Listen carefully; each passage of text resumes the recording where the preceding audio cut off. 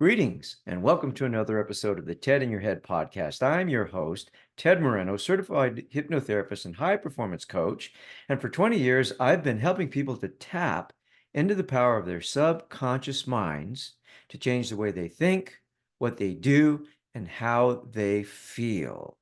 When we use the tool of hypnosis, we work at the level of the subconscious mind. Sub meaning below conscious, right? We have our conscious goals, dreams, and desires, but very often what we say we want is often sabotaged by the programming we have in our subconscious mind. So that's the my wheelhouse. So if that sounds like something you're interested in, something you want to explore, I'll tell you how to get in touch with me at the end of today's episode. But for now, let's get into today's episode.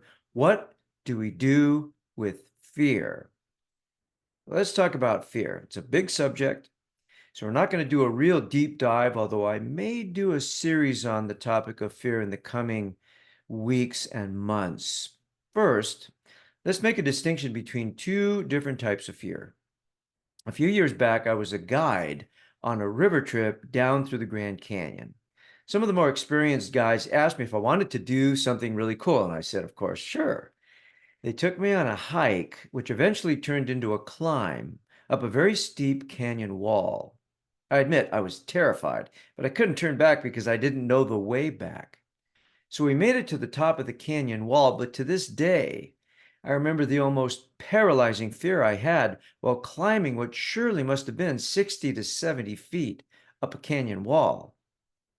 A number of years later, I was sitting in my office balancing my checkbook, which is something I used to do. I don't do that anymore because I just go online and look. But back then, I used to balance my checkbook. Anyway, it wasn't looking the way I wanted it to look.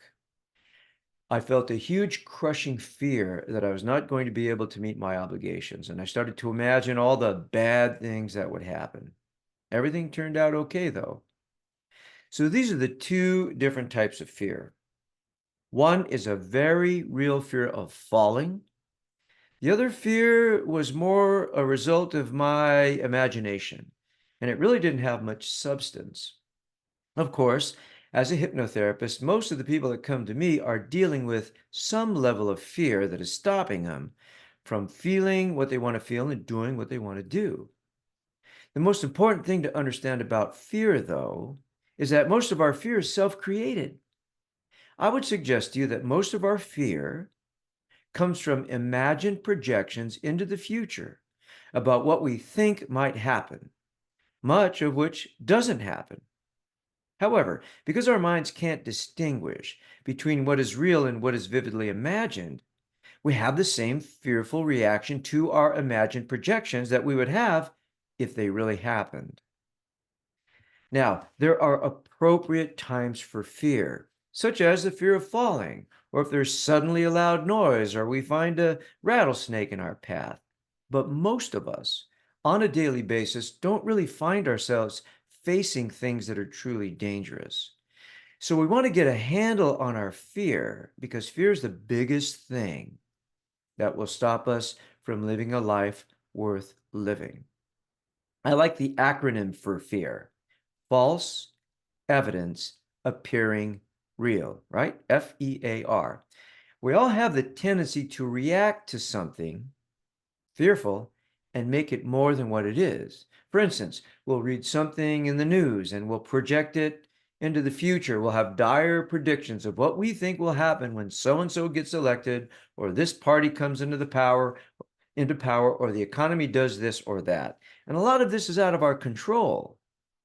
But I think that it's important to mention also here that many media outlets, pundits, and talking heads use fear purposely to attract consumers to news outlets.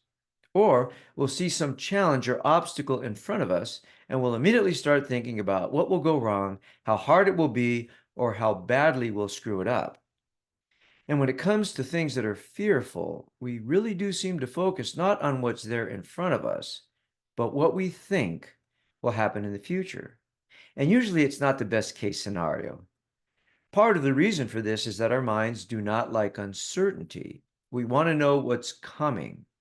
This is sort of a protective mechanism that prompts us to prepare. And preparation is a good thing, but being paralyzed by fear is not. Some people think that they need to be afraid or anxious to ensure the outcome that they want, that somehow worrying and fretting and feeling fearful will keep the bad stuff away. Not only is that not true, but it's simply not an effective way to achieve the outcome that you want. What if, when confronted by a challenge, we could imagine the best case scenario in our minds, visualize it, and be inspired to take effective action? If our mind is clear and our intention is strong, we can prepare, take action, and increase the chances of getting the outcome we desire. Remember what FDR, Franklin Delano Roosevelt, in his first inaugural address, remember what he said. The only thing we have to fear is fear itself. The idea here is not to allow yourself to be fearful of what does not yet exist, right? So the idea here is to not allow what does not yet exist to suck us into the vortex of fear. Fear can be debilitating. Fear can be paralyzing. Fear can stop us from taking the actions that we need. We can allow fear to cloud our judgment and rob us of our power. And as I've already mentioned, most of the time, what we fear usually doesn't take place. So, what do we do with fear? First of all, we will have fear, no doubt about it. No doubt about it. It's a normal human emotion, and sometimes fear will get the best of us. But I think we can strive to be better in the face of fear. To do that, we start by acknowledging that we're afraid. Hiding from it, distracting from it, suppressing it just makes it worse. We will face challenges that we don't feel we're prepared for. We will fear for our loved ones, for our jobs, for our safety and security. And we will have the tendency to look into the future and imagine things that are scary or that we don't want to happen. What we want to get good at is being clear about what is real and what is fiction. That might sound like saying to yourself, I feel fear, but right now in this moment, there is nothing to be afraid of except my own thinking. What thoughts can I think that will give me confidence, courage, a feeling of safety, and allow me to take effective action in the face of this feeling of fear? How can we not be afraid of fear? That's really the question. We allow it to surface, we acknowledge that it's there, we talk to somebody about it, we ask for help, then we deal with it while continuing to move forward. The key here is not hiding from it, not avoiding it, not going around it, but instead going through it. It takes practice, but the key is to allow yourself to feel it without making it mean more than it really is. And what it really is most of the time is a feeling that will pass if we can be present and deal with it powerfully.